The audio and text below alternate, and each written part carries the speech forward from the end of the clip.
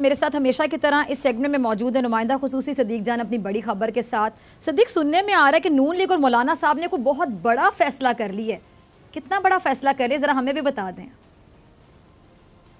वैसे तो इनके तमाम फैसले बड़े होते हैं, यू टर्न भी बड़े होते हैं, दावे भी बड़े होते हैं, नारे भी बड़े होते हैं और हर चीज़ ही बड़ी होती है। और मौलाना साहब तो लीडर भी बड़े हैं क्योंकि पीडीएम के सरबराह हैं, 11 जमातों के कप्तान हैं। तो अब मसला ये है कि कल जो आसिफ अली जरदारी साहब ने पॉलिटिकली सियासी सर्जिकल स्ट्राइक किया है पीडीएम के ऊपर, उसके बाद 24 घंटे गुजर गए हैं, इनको संभलने का मौका ही नहीं मिल रहा। इनको समझ ही नहीं आ रहा कि हम जाएं तो जाएं कहाँ, करें तो करें क्या, बताएं तो बताएं क्या।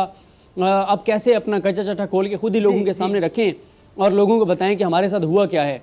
और जैसे एक बार इन्होंने इमरान खान के बारे में कहा था कि वो मारता है और रोने भी नहीं देता, तो अब इनके साथ वही जरदारी साहब कर रहे हैं। इनके साथ वो कर रहे हैं कि इनको समझ नहीं आ रही कि करें तो करें क्या, क्या हम खुल क्या बता दें कि हमारे साथ ये वो सारा कुछ कर रहे हैं। उसकी वजह यह है कि आप कल का देखें कि जरदारी साहब की जो तकरीर थी वो बिल्कुल एक्सपेक्ट नहीं कर रहे थे मौलाना फजल रहमान और नवाज शरीफ। उनका ये था कि जरदारी साहब उसमें उसी बयानी को दोहराएंगे जो पीडीएम का बयानी है। लेकिन जरदारी साहब के कल 3 जुमले जो हैं वो बहुत तारीखी आप कहें इस मौके के ऊपर, जब पीडीएम बहुत ज़्यादा एक हाइप क्रिएट कर चुकी है, बड़े बड़े दावे कर रही है। और मैं ये समझता हूँ ये जो पिछले 24 घंटे हैं ये पीडीएम पे सबसे ज़्यादा भारी गुजरे हैं। पहला मौलाना फजल रहमान का ये कहना कि इमरान खान अपने बोझ से खुद गिरेगा, यानी हम नहीं गिराएंगे।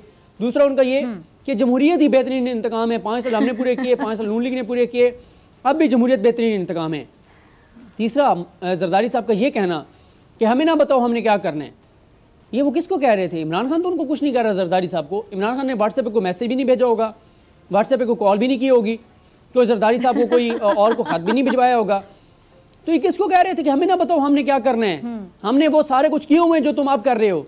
आपको पता है ये हमारे यहाँ बड़े जो है ना, जब हम अपने जो हमारे बड़े होते हैं उनको कोई बात कहते हैं तो वो एक जुमला इस्तेमाल करते हैं, अक्सर एक मुहावरा कहते हैं, बेटा तुम जिस स्कूल में पढ़े हो ना उसकी दीवारें हमने बनाई हैं, उसकी ईंटें हमने लगाई हैं। ये वैसे ही उनका होता है कि हम भी इस फेज से गुजरे हुए हैं और तुमसे बहुत पहले इस फेज से गुजरे हुए हैं, इसलिए हमें ना बताओ कि हमने क्या करना है। जरदारी साहब यही कह रहे हैं मौलाना साहब को कि मौलाना साहब हमें ना बताएं हमने क्या करना है। मौलाना साहब तो कहते हैं इस्तीफे फौरन से दे दो, सेनेट इंतखाबात में ना जाओ, ज़िमनी इलेक्शन में हिस्सा ना लो, लॉन्ग मार्च करो और धरना दो, सिंध असम्बली छोड़ दो। ये जो 5 ऐलानात थे ये 5 के 5 पे आसिफ अली जरदारी साहब ने कोई बात नहीं की। और उन्होंने ये भी कहा कि हमें ना बताएं हमने क्या करना है। हमने पहले मुशर्रफ को भी मक्की की तरह निकाला था दूध से, इमरान खान को भी हम निकाल सकते हैं। उन्होंने ये नहीं कहा कि हम निकालेंगे, उन्होंने कहा हम निकाल सकते हैं। इस वक्त जरदारी साहब जो हैं वो पूरे इस उसमें हैं कि 5 साल इमरान खान को पूरे करने चाहिए, ठीक है। और दूसरा जरदारी साहब जो है, अच्छा जो भी पार्टी में से आपस की बात है सदीक, जो भी पार्टी है, जैसा जब भी हम जिक्र करते हैं, जब ये पीडीएम का जब से ये वजूद अमल में आया है तब से जब भी हम बात कर रहे हैं यहाँ पर, मैं सेगमेंट में अक्सर हम बात करते हैं तो हम यही बात कह रहे हैं कि अगर हम कहें कि जी तमाम पार्टी जो पीडीएम में उनमें अगर कोई मैच्योर पार्टी है, अगर हम तमाम का आपस में मुआवजा करें तो मेरे ख्याल से पीपल्स पार्टी ही है। अंधा भी ये बात कहेगा, बहरा भी कहेगा, गूंगा भी कह देगा शायद। तो पीपल्स पार्टी बड़ी मंझी हुई पार्टी है। अगर कोई भी पार्टी जो मंझी हुई पार्टी खुद को कहती है, जमहूरी पार्टी खुद को कहती है, कहते हैं कि जी हाँ हम जमहूरियत को समझते हैं, प्रैक्टिकली भी हम जमहूरियत पे अमल करना जानते हैं, तो वो तो ये सोच रखेंगे कि इमरान खान साहब को या पीटीआई की गवर्नमेंट को अपना टेन्योर पूरा करने देना चाहिए। जमहूरियत का तकाजा भी यही है। जी बिल्कुल आप दुरुस्त कह रही हैं, क्योंकि उसकी वजह यह है कि बिलावल साहब ने जब मौलाना साहब से पूछा कि मौलाना साहब प्लान बी और सी क्या है, आप जो कहते हैं कि हम यहाँ से जब रवाना होंगे लॉन्ग मार्च लेकर तो हमें कॉल आ जाएगी पिंडी से। उन्होंने कहा अगर कॉल नहीं आएगी फिर हम क्या करेंगे? कहते हैं फिर क्या हम इस्लामाबाद पहुंच जाएंगे। उन्होंने कहा अच्छा पहुंच जाएंगे फिर क्या करेंगे? फिर हम इस्तीफे दे देंगे। उन्होंने कहा इस्तीफे देंगे फिर क्या होगा? अगर ज़िमनी इंतखाबात हो गए फिर क्या होगा?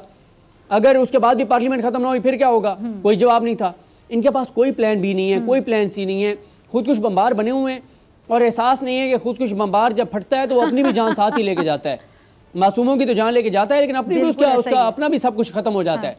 तो ये खुद कुछ बम्बार बने हुए हैं और इसीलिए बिलावल साहब ने पैगाम दिया था जब उन्होंने कहा था कि ये हमारा एटम बम चीज ऐड कर लेना, ये मिसाइल है हमारा। सदीक खुद कुछ बम्बार के साथ एक और जरा चीज ऐड कर लें, ये लोग अनगाइडेड मिसाइल भी बने हुए। अनगाइडेड मिसाइल का मतलब समझते हैं ना आप?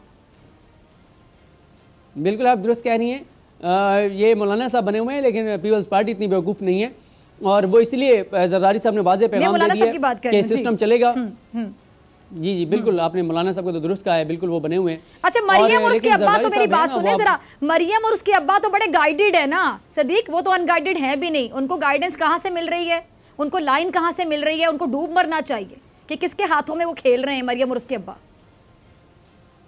उनको जहाँ से लाइन मिल रही थी वो भी आजकल मुश्किल में है, लेकिन ये मैं आपको ज़रूर बताता चलूँ, जहाँ से हमने बात का आगाज़ किया था, अब जो 1 जनवरी का इजलास है वो इस वक्त मरकज़ी हैसियत और फैसला कुन हैसियत इख्तियार कर गया है। तमाम नज़रें लाहौर पर हैं, जाती उमरा पर हैं कि 1 जनवरी को क्या फ़ैसला होता है, क्योंकि मौलाना साहब कह रहे हैं कि बस आर या पार, अब 1 जनवरी को हमने करना है, वाकई आर या पार। अब उनको बाकी लोग समझा रहे हैं कि मौलाना साहब अगर हम बताएंगे लोगों को खुद कि हमारे अंदर ये हमारे साथ हो गया है तो हमारे लिए नुकसान होगा, लेकिन मौलाना अब ये कहते हैं कि 1 जनवरी को आर या पार होना चाहिए, ऐलान होना चाहिए। और मौलाना साहब शर्त ये रख रहे हैं कि सेनेट इंतखाबात ना लड़ने का ऐलान किया जाए, ज़िमनी इंतखाबात ना लड़ने का ऐलान किया जाए और सिंध असम्बली से भी इस्तीफ़ों का ऐलान किया जाए। लेकिन ये तीनों उनकी जो ख्वाहिशें हैं, हज़ारों ख्वाहिशें ऐसी कि हर ख्वाहिश पे दम निकले, उनकी ये ख्वाहिशें पूरी नहीं होंगी। तो मुझे ये लगता है कि PDM के मुस्तकबिल का फ़ैसला 1 जनवरी को हो जाएगा कि PDM ने चलना है या नहीं चलना, क्योंकि जरदारी साहब अपना फ़ैसला सुना चुके हैं और पब्लिक में सुना चुके हैं।